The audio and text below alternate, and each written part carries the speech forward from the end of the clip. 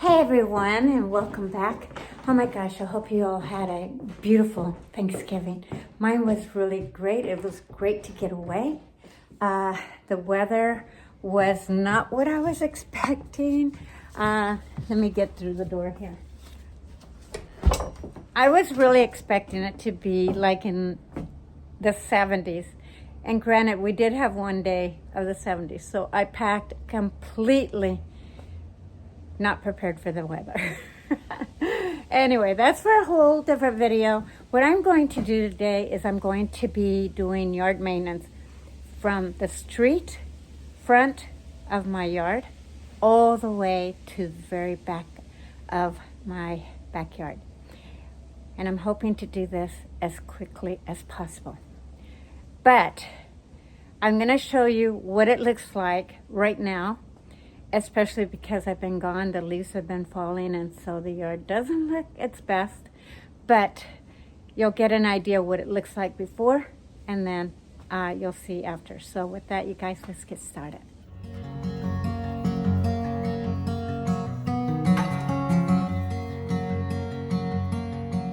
This whole area here is what I call my rock garden. I don't show this very often because I forget all the time. But I'm just going to do a really quick sweep on this. But I will go over all the plants in this area and what they are and what I'm going to do. But as you can see, it's got a ton of debris all the way to the very end and into my driveway. That all has to be cleaned up. So right here I have some lilies that they're still green. I'm amazed. We are at the end of November and it's still green. Then I have some hoplite oregano that needs to be trimmed. Then I have a champion rose over here. This just needs to be tidied up a little bit. It's actually even blooming. Can you believe this? At the end of November, and it is blooming. Oh my gosh. And then I have some Lithodoria. I'm saying lobelia right here. Then I have another rose, wild rose. I will put the proper names on the screen here for you. This one I'm going to clip back. This is a very hardy rose bush. It's very thorny, but it shouldn't be on this side. And then I have some lamium here, just needs a little tidying. More lilies that migrated here. Some Lithodoria here. I have some Lithodoria over here. And I believe I have a rock rose somewhere here, but I don't see it right now. It might have already gone dormant. Lithodoria, and look, my Lithodoria is actually blooming. Isn't this crazy? End of November and things are blooming still. So yeah. Then I've got more Lithodoria. This was this area right here. Let me back up a little bit. This area right here was that fountain that I was trying to grow a few years ago. Maybe, I think it was a couple seasons ago. I was trying to create a fountain. Well, Lithodoria takes forever to grow, but it's starting to get that fountain effect that I was looking for, and so that's really nice. And once it blooms in blue, it just in the springtime is just gorgeous. Let's see, let me quickly, there's some lilies here that migrated over, and then I got more Lithodoria here, also in bloom. Oh my gosh. And then I need to clean out all this. So that's what's in for this area. Let's go up here. So now what I'm going to do is I'm going to go through the driveway over this direction so you can kind of see. My peony tree needs to be just covered for the winter and moved from this area for a more sheltered area. I still have my hot lip sylvia that's still blooming, doing fantastic. I'm finally losing the leaves off of my Japanese maple, so I'll probably give that a shake. Just kind of clean up a lot of the stuff. Look at my lilies, they're still fairly green. So I will be cleaning this garden area up a little bit, so just so you can see it. So this I will prune back quite a bit. almost down to the bottom. It grows from the ground up. This is that rose, wild rose, and it is just absolutely gorgeous. I don't think I can ever kill it, but yeah, that needs to be cleaned up. I'm gonna leave my hydrangeas alone, but just clean up all the debris around here. On this side, I'm just gonna clean up the leaves. The last of my Drought, cut that off, as well as this one down to the ground. I wish I would have captured this when it was actually just starting to really get its fall colors, because it was gorgeous, this Japanese maple, but I didn't. But as you can see, a lot of my Bishop Dahlia is starting to die down. That naturally dies down, but I will clip it all the way down to the ground today. And then I will be deadheading all of my hostas. This is my red valerian. I will be cutting that way down. Look at how big my lamb's ear grew. And it's got some flowers. It's still blooming. Isn't that just gorgeous? So I'm thinking I may pull that out and then overwinter it. I'll explain that in a later video. But yeah, just a little bit of maintenance out here. Make sure that everything is tagged and clip all my hostas down. They're completely gone now. And yeah, this is still blooming. This is my flowering maple. Look at it, it's still blooming. We're in the end of November. This should be going dormant. Now, let me just let you guys know, and I probably have said this many times before, but this flowering maple, a Butylon, this one here will stay evergreen if you overwinter it. If it's out in the elements, it will completely go dormant. As you can see, my hostas are gone, and just tidying up all this stuff here. Yeah, so that's it for this part. Let's go over here. Let's see. Then just tidying up over here. All my hostas have already gone dormant, as you can see. And except for maybe my June hosta and the, what is that, ivory. I'll put it down on the screen because I can't think of it. But yeah, things are going dormant. I will be cutting this back severely. It really needs it. This is the wrong time to do it, but I will explain that at a later time as to why. A lot of things are going on in my home, so stay tuned for a video to come on that. But yeah, this needs to be really cut back, and then just really tidy and cut back some of the things that need to, and just really clean this whole thing up. I haven't put my canvas walls up yet. I'm trying to determine whether to do that right now or wait until mid-December to do it. And then over here, I just basically need to tidy up. But that's about it. Hope you guys enjoyed this, but most of all, you guys, thank you so much for joining me today. And if you're new, my name's Juanita. I'm with Jscursions. Thank you and welcome. Okay, you guys, I'm gonna get busy.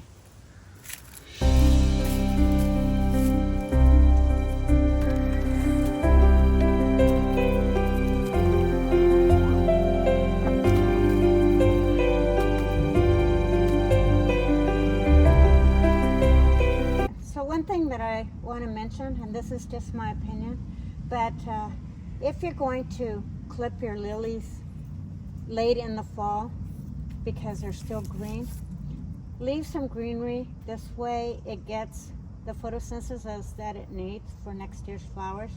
So I'm clipping them back, but I'm not clipping them all the way to the very bottom, because I would be sacrificing next year's flowers if I did that. Now I do have a rosemary bush here that I had, and it was beautiful, and I don't know what happened to it, but it died. I don't know if it just outlived, you know, it's just time, because some plants, you know, they just have a lifespan just like we do, and maybe that was the problem. So yeah, as we can see, the roots, they're pretty much dead. So it was just this time. So now I can just plant something there next year.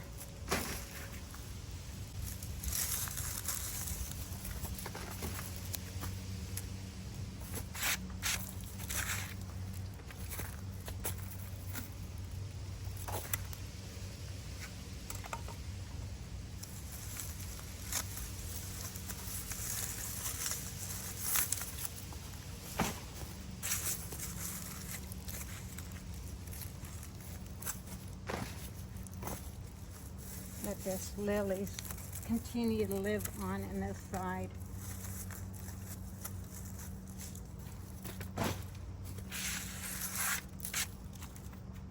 So one of the reasons why I'm also cleaning this area up is because the mimosa trees right above me throw a ton of debris and their seedlings in the fall. So if you can see, there's a lot of black seeds in there. I don't know how well you can see that, but there's some black seeds. This will grow little mimosa trees if I don't pull these out. So yeah, I mean, they're easy to pull out in the springtime, but at the same time, it's best to just get rid of the seed pods as much as possible. Less work to do in the spring. I'm sure there's a lot of seeds already in here.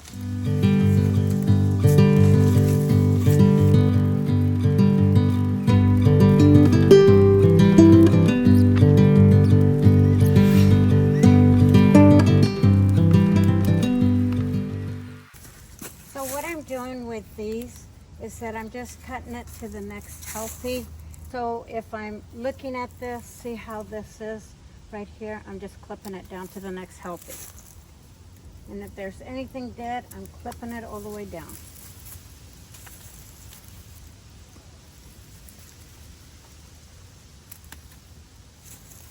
Now, is this the right time to do this? Probably not.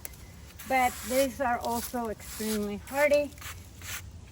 So whatever I kill will be many, many more next year, because I'm sure the seeds have dropped. And so, yeah. I mean, I don't even know where these came from because I didn't plant them here.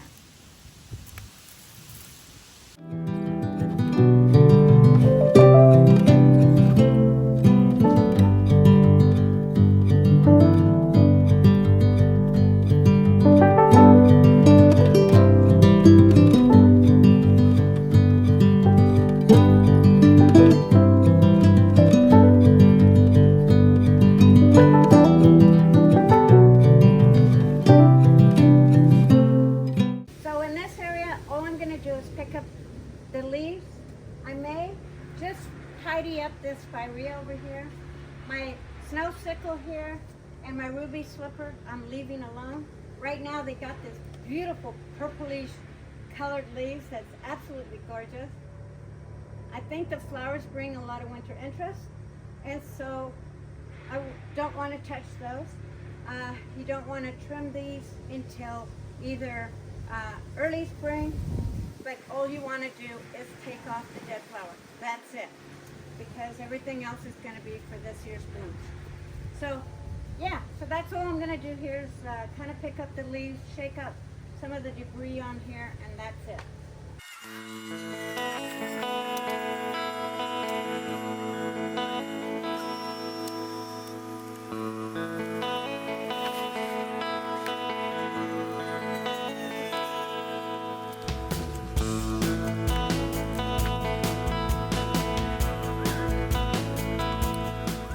So you really don't want to cut your echinacea. I did take off some of the blooms, but you basically want to top it. The reason for that is because the stem is a little hollow. I'll show you here. I'm going to put this in an angle. At a certain point, it is hollow, so you always want to cut it in an angle and where there's some meat into it, if you're going to trim it at all. Typically, I would do this in the spring, not in the fall.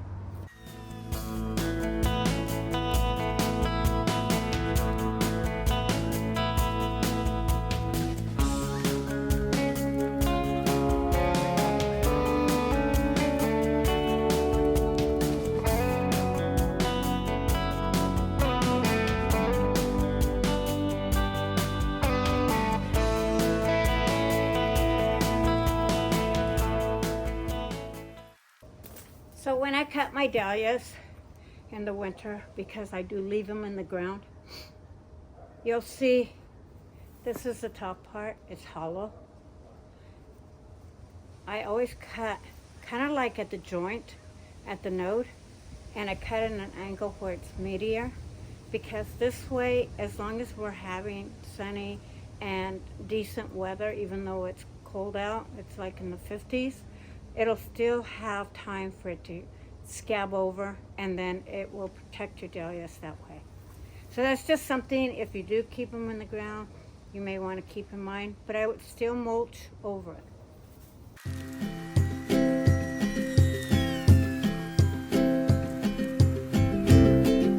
So most trees go dormant in the winter, and Japanese maples also go dormant.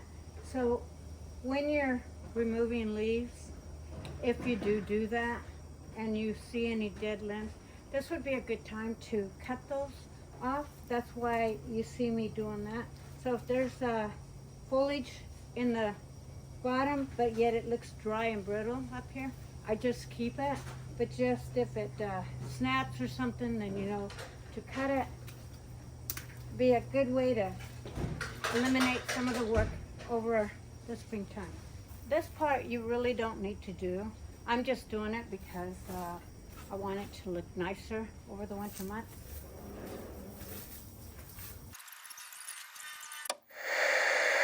It's the next day. I had to quit yesterday for a couple of reasons. One, the window washers came to wash our windows, our exterior windows. And so I had to kind of work around them. But the other reason is also because I ran out of batteries. So needless to say, I wasn't able to film and capture some of the stuff. But the most important part anyway is just being able to see the before and after. But I want to show you what I did that didn't get caught on film. So I'm going to walk over to my backyard, and then you can see a little bit about what I'm doing. And then I will continue with this side. And also do part of the front. So let me turn the camera around and then show you what I did.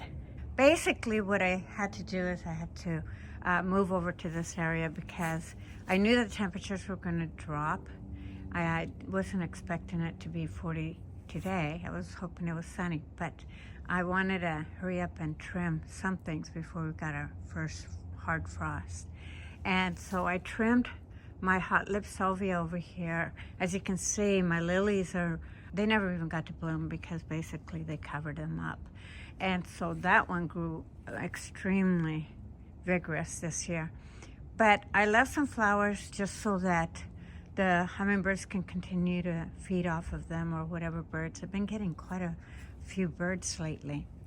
And then I just kind of started cleaning up. I cleaned up my yarrow and took out the dead black-eyed Susan and some of my coneflowers that were here. I just kind of cleaned them up over here.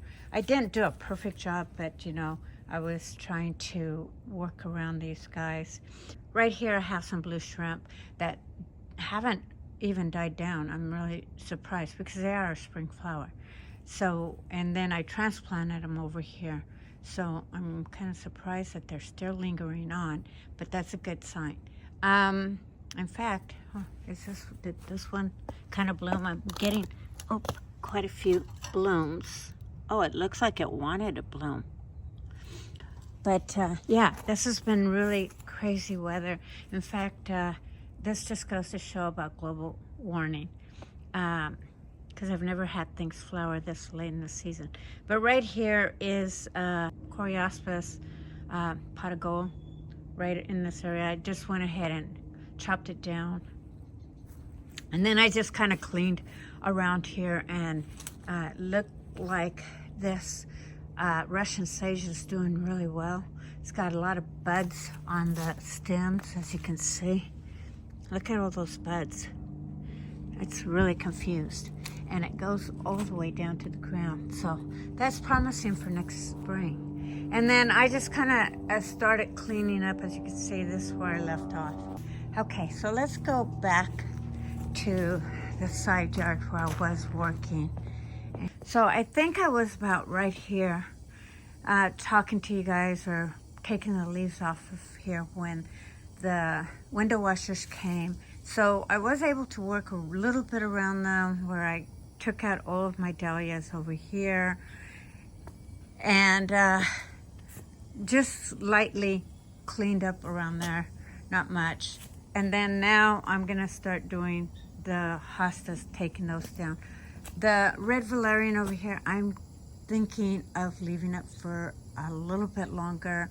It's actually even blooming. Look at that. It's blooming still. It still has quite a few buds. You see that? So I'm thinking I may go ahead and leave that for right now, and then just start continuing to work this way. So basically, when you are trimming hostas, you want to wait until this is completely yellow. Now, you can clip some of them periodically, like if you start seeing them turn yellow, you can just pull out one of the stems out. They're very easy. You're not going to pull the plant out anyway. You can just yank it off. Also, it makes them stronger. Now, you can leave the foliage and just let it sit over the winter months. But personally, I don't like to do that because I get a lot of slugs and snails. And if I do that, there could be some diseases that are on the ground, on the mulch. It could be eggs that have hatched and, you know, ready to come back out. And I want to eliminate the problem and not add to the problem. So that's why I cut them down. But if you don't deal with a lot of slugs and stuff, then you can always leave them. But yeah, and this one, as you can see, it very much done from all of the snails and slugs. So yeah, and that's a good reason to, you know, get rid of it. And all I do is just grab it and chop it. Now, one thing that I do, a lot of people leave a little bit on the ground up. I always take it straight down because that's all going to die down anyway. It has nothing to do with the new growth. So I cut it way, way down. And it doesn't hurt it. So it's a preference. You can do as you choose, but that's how I do it. And my hostas have no problems coming up the following year. So yeah.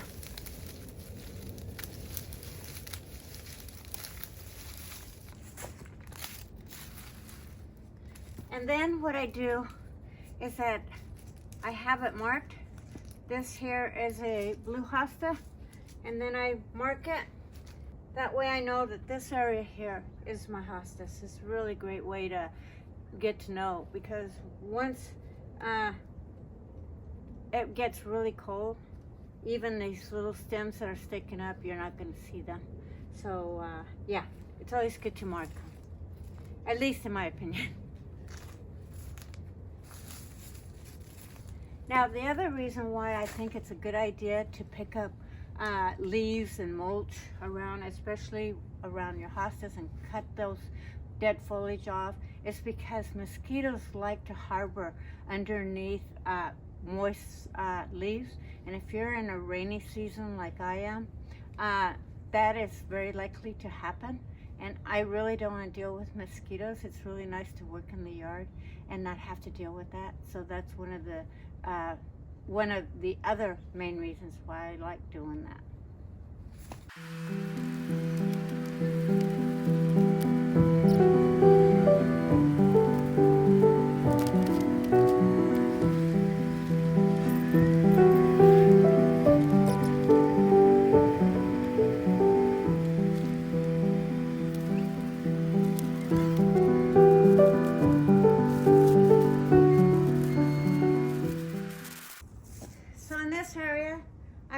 tidy it up a little bit. I'm not gonna go into great lengths because my coral maple, Japanese maple over here is still losing its foliage. Isn't this just beautiful? I mean, oh my gosh, let me take you further back so you can see this.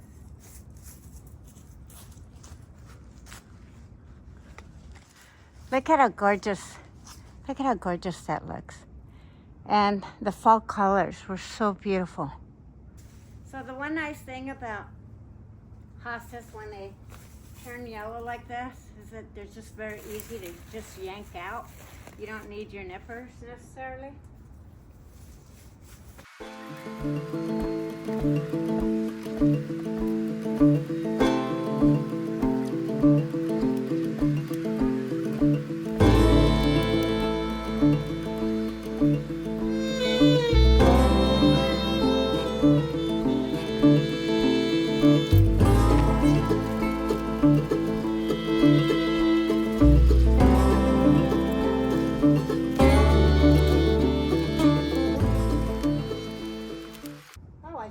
Mushrooms here.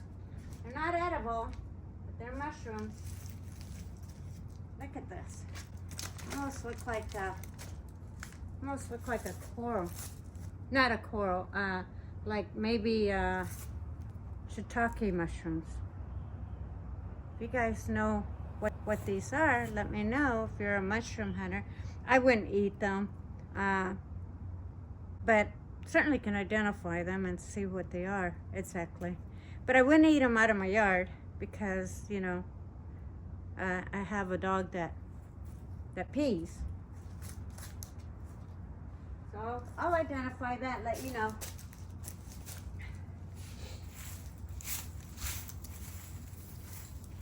So right now I'm just gonna finish this little area. I'll give you a walkabout, and after I rake the lawn, and I'll be done.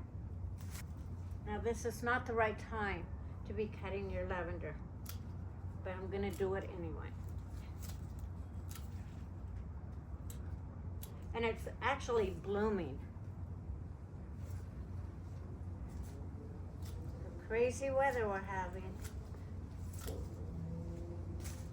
It actually frosted last night, and it was a light frost, which I was expecting, but a couple of days from now, not last night. And my renra in the front that I planted this late summer, they look like they really got frostbit. But looks like they're perking back up. I also got to finish that, so that's going to be next. And then I'll give you the walkabout.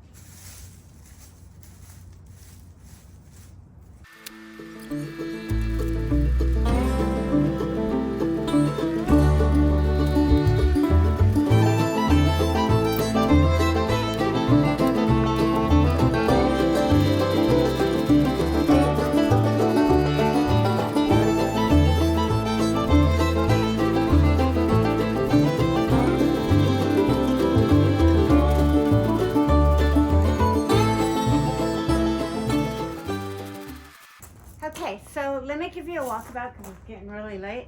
So you can see, I mean, you can probably see just from a distance how much better it looks. But I'll give you a walkabout really quick, and then I'll take you to the side. But at least a good portion of my garden is picked up and ready for next spring. So that's my main goal. So yeah, let me bring you up real close.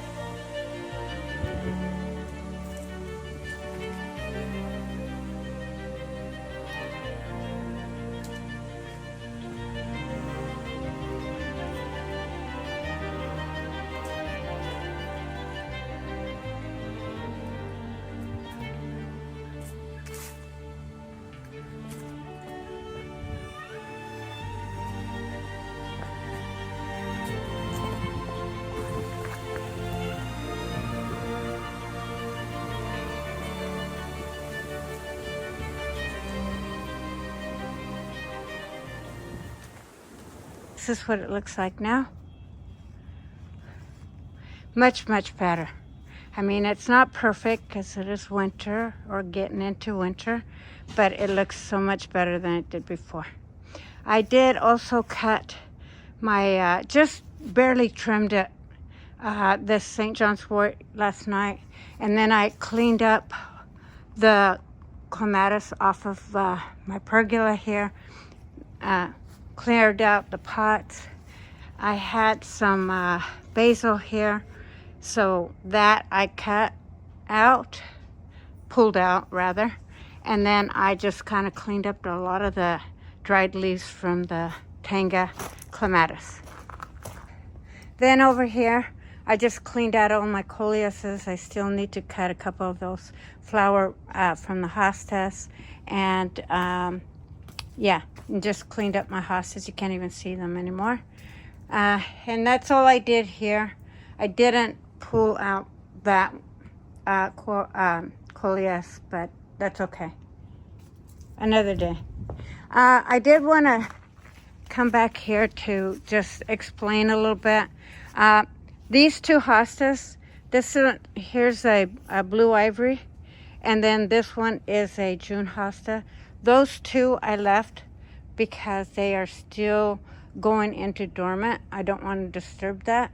So that's why I did that, as well as this other blue angel over here. So those I kind of left as far as hostas go, but everything else is tagged and cleaned out. Okay. And then cleaned out my hosta here. My blue angel hosta from here.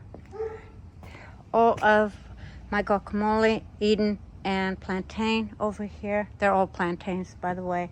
It's just that they have a specific variety, and I don't know the variety of this one.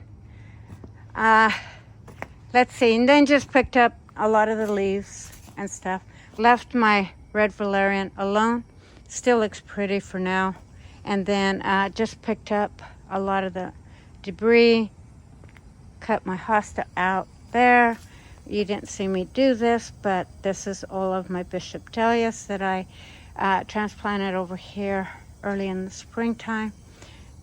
Beautiful flowers, but it's time to say goodbye. And then all my daylilies, of course, were gone pretty much, so they're cleared out. And then over here, I didn't really do anything. I did take out my Dosol dahlia from here and right here. And then over here, I just pretty much picked up all the leaves, but the leaves, again, are falling, so kind of hard to keep up with that for now. And then picked up all the leaves from this little garden here area. Now, I still need to clean up this area. Stay tuned for next week for this one, because it is dark out, so I won't be doing this. Plus, I can't do it anyway, even if it was light out, because I can't squeeze one little bit into my recycling can. So it's gonna have to wait until that gets emptied out. So stay tuned for that. I will talk about how these plants weather through the winter months, especially when we get snow and ice. And so, yeah, we'll talk about that. And probably we'll go over it again if that happens. But yeah, and if you're new to my channel and just clicking in, thank you for watching. Don't forget to hit that subscribe button and that notification button so you catch me on all my videos, because you guys, there's some exciting things that are going on behind the scenes, and I can't wait to show them to you. Fingers crossed. And yeah, a lot of things are in the works, so stay tuned for some great news, hopefully down the road. So say some prayers for some good news. But yeah, let's take care of this next time. Until then, mwah, love you, and I'll see you guys on the next one. Thanks for watching. Bye-bye.